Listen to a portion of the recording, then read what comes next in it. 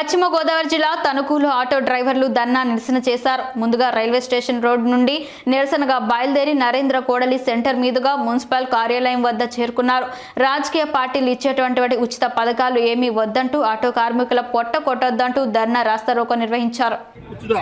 ఉచిత స్త్రీల ఉచిత ఆర్టీసీ ప్రయాణాన్ని జీవో ఉపసంహరించుకోవాలని ఈ ఆటో యూనియన్ తరఫున కోరడమే కాకుండా ఈ ఉచితాలను ఇచ్చి ప్రజలను దున్నపదులా తయారు చేసి మా ఉచితాలను మా డబ్బులతో జేబుల డబ్బులతోనే మళ్ళీ రికవర్ చేసుకుని ఇలాంటి ఉచితాలతో ప్రజలు మోసం చేయకుండా ఈ ఆటో కార్మికులు తెలంగాణలో కానీ కర్ణాటకలో కానీ వాళ్ళు ఉచిత ప్రయాణం పెట్టిన ఆటో కార్మికులు దుర్బల జీవితం అనుభవిస్తున్నారు. వాళ్ళు రోడ్ల మీద పడ్డారు.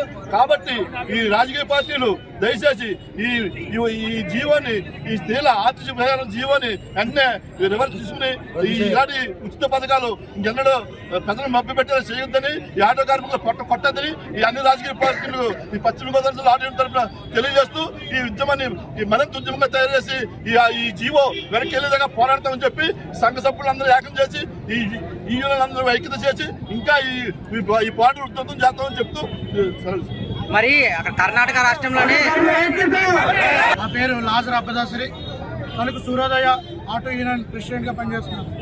ఈరోజు పశ్చిమ గోదావరి జిల్లా ఆటో యూనియన్ల పిలుపు మేరకు తణుకు పరిసర ప్రాంతాలందరం కూడా ఈరోజు ప్రతిపక్ష నాయకులు మహిళలకు ఉచిత పథకం అని మేనిఫెస్టోలో పెట్టడం జరిగింది. ఈరోజు ఆ మేనిఫెస్టో వల్ల ఆటో వాళ్ళు కార్మికులందరూ కూడా రోడ్డును పడవలసిన పరిస్థితి ఉందని ఈ సందర్భంగా తెలియజేసుకున్నాం. కర్ణాటకలోని అదేవిధంగా తెలంగాణలో కూడా ఈ యొక్క ఉచిత పథకాన్ని పెట్టి ఈరోజు అక్కడ కూడా ఆటో డ్రైవర్ని రోడ్డు మీద పాడేశారని తెలియజేసుకున్నాం. మళ్ళీ ఈరోజు ఆంధ్రప్రదేశ్లో కూడా మేనిఫెస్టో పెట్టి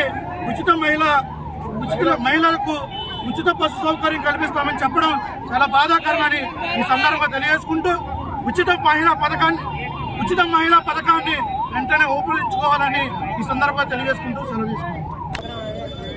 తణుకు పట్టణ మదర్ తెరీసా ఆటో యూనియన్ అధ్యక్షుడిని. నా పేరు క్రిండెల్లి వరప్రసాద్. మరి మా ఆటోలో 100 మంది మా యూనియన్ తరఫున 100 ఆటోలు ఉన్నాయి. ఈరోజు మేము తణుకు పట్టణ జేఏసీ ఆధ్వర్యంలో మరి రాజకీయ పార్టీలు ఉచిత బస్సు ప్రయాణం అని చెప్పేసి మహిళలకి మేనిఫెస్టోను ఒక పార్టీ తెలుగుదేశం పార్టీ విడుదల చేసింది.